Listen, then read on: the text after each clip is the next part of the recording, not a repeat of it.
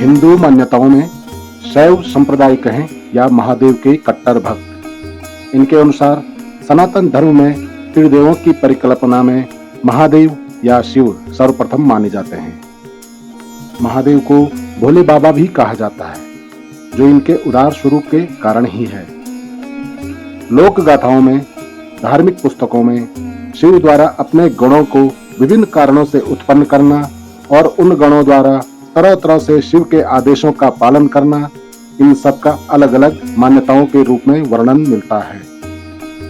ब्रह्मा के 5वें सिर को काटने से लेकर राजा दक्ष के विनाश तक अनेक घटनाओं के कारण रहे हैं भैरव।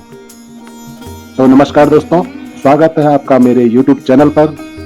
दोस्तों, आज की वीडियो में बात करेंगे महादेव के गण भैरवनाथ की, बात करेंगे केदारनाथ धाम के रक्षक भैरवनाथ की, बात करेंगे भैरव के एक रूप भूकुंड भैरव की।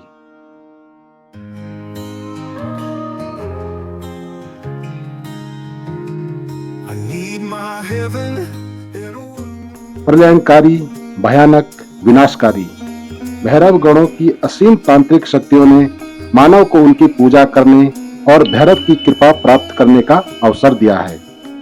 जो तीव्र है, जो विनाशक है, जो प्रलय लाने वाला है, वही भैरव है। वो हिंदू समाज में खासकर पहाड़ी क्षेत्रों में एक लोक देवता, एक ग्राम देवता और एक रक्षक देवता के रूप में पूजा जाता है। यह सबूत है भैरव की वरदानी शक्ति का, भैरव की शिव स्वरूप में स्थान पाने का। केदारनाथ हिंदू समाज के एक पवित्र धाम, एक ज्योतिर्लिंग के रूप में सदियों से एक पवित्र स्थान माना जाता है। शिव के भक्तों के लिए केदारनाथ साक्षात स्वर्ग है। दोस्तों, लाख मुसीबतों के बावजूद केदारनाथ पहुंचे तीर्थयात्री के चेहरे पर जो शांति दिखती है, जो सुकून दिखता है, वो उसकी श्रद्धा और विश्वास की झलक होती है। 6 मास की अवधि में लाखों श्रद्धालु अपने भोलेनाथ के दर्शन पाने के लिए पहाड़ी सड़कों से होकर दुर्गम चढ़ाई चढ़ते हुए लंबी कतारों में खड़े रहते हैं।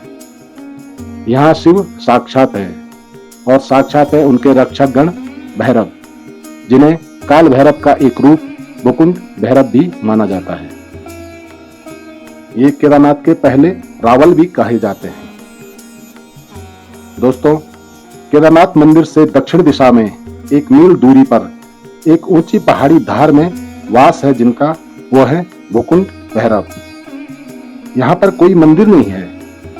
यहाँ पर भैरव खुले आकाश के नीचे स्थापित हैं। इन्हें आकाशवृत्ति भैरव भी माना जाता है। जब से इस धरा पर महादेव ने केदार भूमि पर आसन जमाया, तब से यहाँ पर भैरव की स्थापना मानी जाती है।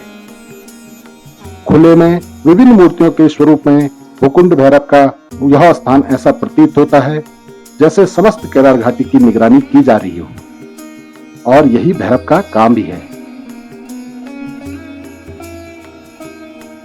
भूकुंड भैरव, जो कि काल भैरव का ही एक रूप है, वो इस केदार घाटी के रक्षक माने जाते हैं और यहाँ पर जो गांव हैं उनके क्षेत्रपाल या लोक देवता या ग्राम देवता भी माने जाते हैं। भगवान शिव की नगरी केदार नगरी की सुरक्षा और देखरेख की जिम्मेदारी इन्हीं भूकुंड भैरव की होती है। केदारनाथ में महादेव के दर्शन कर तीर्थयात्री यहाँ भैरवनाथ के दर्शन अवश्य करते हैं।